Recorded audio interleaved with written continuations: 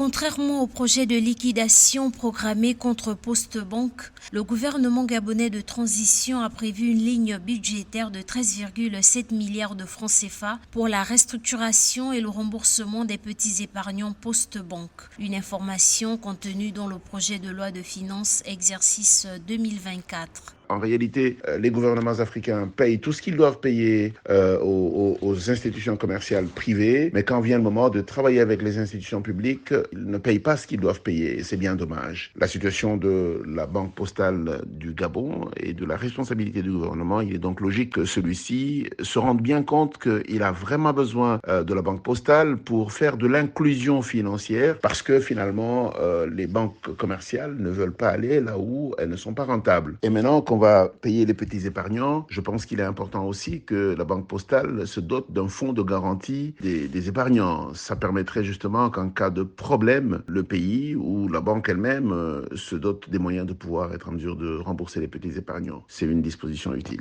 L'enveloppe financière prévoit 10 milliards de francs CFA consacrés au remboursement des petits épargnants de cette structure en faillite depuis 2017 et 3,7 milliards de francs CFA pour la restructuration de la société.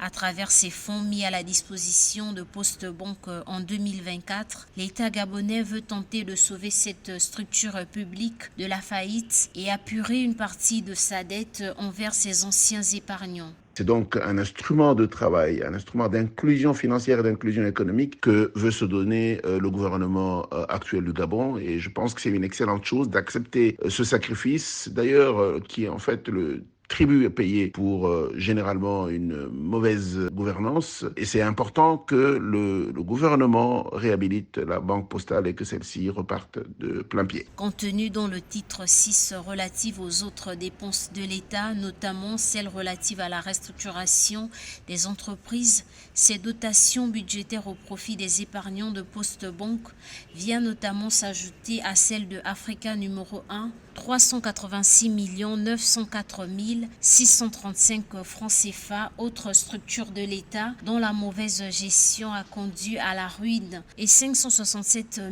681 822 francs CFA pour autres restructurations. S'inscrivant dans la lignée de la consolidation des acquis sociaux, ces dotations devraient sans aucun doute en soulager plus d'un.